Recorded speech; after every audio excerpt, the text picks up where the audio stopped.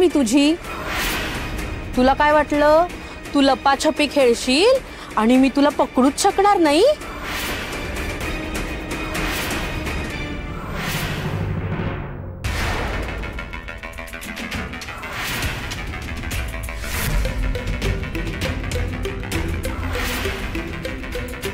यमुने एखाद्या ठिकाणी मयत झाल्यावर कसे सगळे उभे असतात बघ सगळे तसेच उभे आहेत।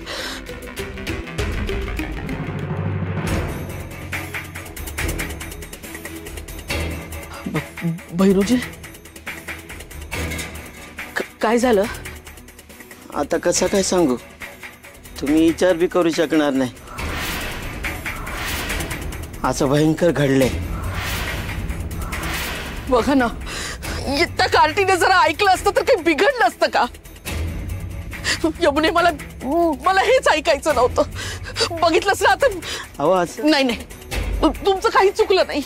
मी कितीतरी वेळा तिला समजावण्याचा प्रयत्न केला बाबाजींनी तिला समजावण्याचा प्रयत्न केला पण ऐकणं तिच्या स्वभावातच नाही।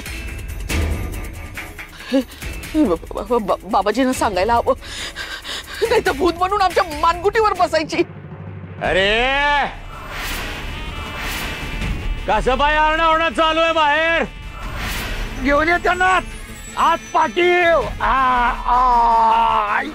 चला आतमध्ये बोलवले या या या हो हो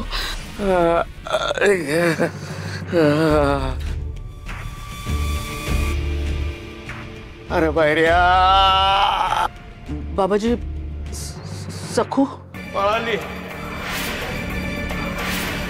काही झालं नाही तिला पळाली ती तुझी सून आणि हे बघ काय प्रताप करून पळाली बघ।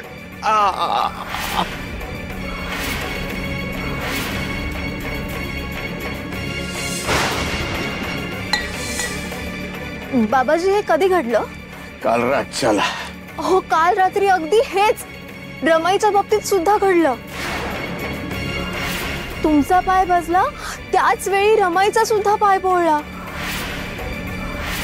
बाबाजी एकाच वेळी आपल्या दोघांना शिक्षा मिळाली असं म्हणायचं का? दिली जिंगरोबानं शिक्षा दिली असं म्हणायचं कारण जिंगरोबाच्या माळ्यावर जिंगरोबाच्या डोळ्यांसमोर जिंगरोबाची पूजा उधळली गेली म्हणल्यावर जिंगरोबा गप्प बसणार आहे का? आहे की नाही म्हणतील त्यानं शिक्षा। सांगतोय समज कसं झालं सांगतो तुम्हाला ऐका।